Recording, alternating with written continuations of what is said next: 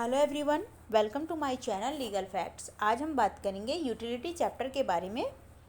हमारा टॉपिक है concepts of utility. तो कॉन्सेप्ट ऑफ यूटिलिटी दो तरीके का होता है। पहला है टोटल यूटिलिटी और दूसरा है मार्जिनल यूटिलिटी। अब टोटल यूटिलिटी क्या होता है? टोटल यूटिलिटी जो होता है वो सारे गुड्स का एडिशन होता है, एडिशन ऑफ ऑल यूनिट्स।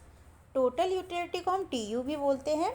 तो total utility refers to the aggregate of utility derived by the consumer from all units of a commodity consumed.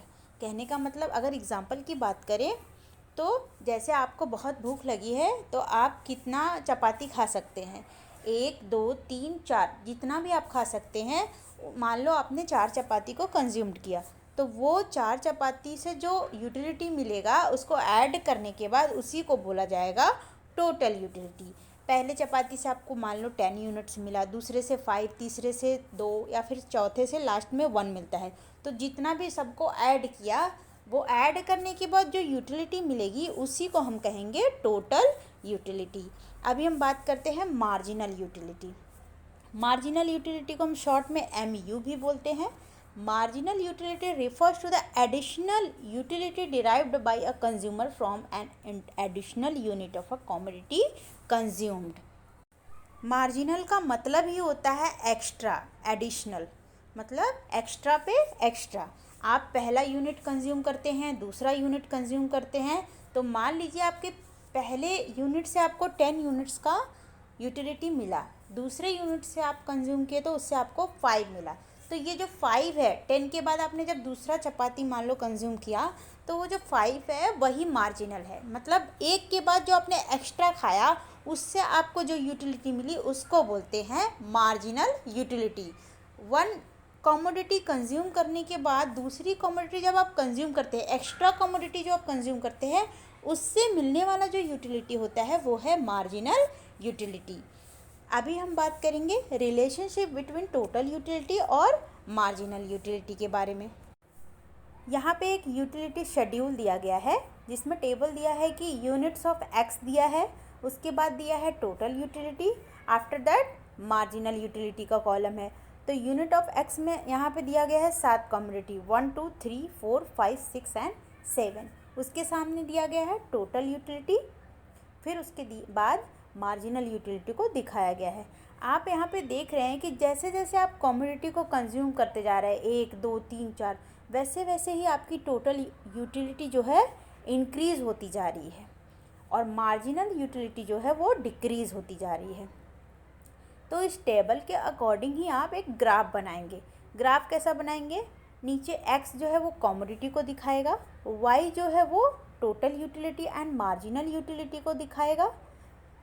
उसके बाद टोटल यूटिलिटी का जो ग्राफ होता है अकॉर्डिंग टू द टेबल आप ग्राफ करेंगे, total utility का लाइन जो है ऊपर की तरफ जाएगा और मार्जिनल यूटिलिटी की जो लाइन है वो नीचे की तरफ आएगी। आप यहाँ पे टेबल में देख रहे हैं कि जो इनिशियल स्टेज होता है टोटल यूटिलिटी और मार्जिनल यूटिलिटी का वो इक्वल होता है। तो इनिशियल एज में total utility and marginal utility became equal. उसके बाद जैसे जैसे आप कमोडिटी कंज्यूम करते जाएंगे आपकी टोटल यूटिलिटी इंक्रीज़ होती जाएगी और मार्जिनल यूटिलिटी डिक्रीज़ हो जाएगी। एक टाइम ऐसा आएगा जब आप मैक्सिमम सेटिस्फैक्शन लेवल पे पहुंचेंगे, 6 पॉइंट ऑफ यूनिट पे, वहाँ पे आपकी टोटल यूटिलिटी जो है वो 30 है और मार्जिनल यूटिलिटी जो है वो 0 है। अगर इसके बाद भी आप कोई चीज़ कंज्यूम करते हैं 7वें पॉइंट पे, तो आपकी टोटल यूटिलिटी भी डिक्रीज़ होती जाएगी और मार्जिनल यूटिलिटी जो है वो 0 में, नेगेटिव में चली जाएगी। एक टाइम के बाद जो मैक्सिमम लेवल ऑफ सेटिस्फैक्शन होता है उसी को हम बोलते हैं पॉइंट ऑफ सटाई। अब चलिए थोड़े शॉर्ट में इसके रिलेशनशिप को समझते हैं। TU और MU का जो पहला रिलेशनशिप है वो हमको ये बताता है कि जब हम पहली यूनिट्स कंज्यूम करते हैं पॉइंट 1 का, तब जो दोनों का यूटिलिटी होता है वो सेम होता है। आप टेबल में देख सकते हैं, फर्स्ट यूनिट ऑफ यूनिटी आपने कंज्यूम किया तो दोनों का यूटिलिटी 10 ही आया है। तो total utility and marginal utility of the first unit of X consumed are the same. Second relationship की बात करें सेकेंड रिलेशनशिप में टोटल यूटिलिटी इंक्रीज होती हुई दिखाई देती है। आप देख रहे हैं 18, 24, 28 टेबल में इंक्रीज हो रहा है, बट मार्जिनल यूटिलिटी जो हमारी होती है वो डिक्रीज होती है। तो पहला रिलेशनशिप है इक्वल, दूसरा रिलेशनशिप होगा इंक्रीज एंड डिक्रीज। अब हम तीसरे रिलेशनशिप की बात करें, जब एक टाइम ऐसा आता है कि जब टोटल यूटिलिटी जो होता है वो मैक्सिमम लेवल पे होता है, हाईएस्ट होता है, बट मार्जिनल यूटिलिटी जो होता है वो 0 पॉइंट को टच करता है।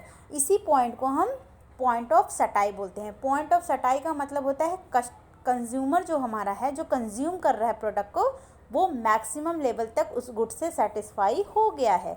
इसके बाद अगर वो कोई चीज़ कंज्यूम करेगा तो उसको डिस यूटिलिटी प्रोवाइड होगी उस गुड से। तो तीसरा पॉइंट हमारा ये है कि when T U became highest M U became 0।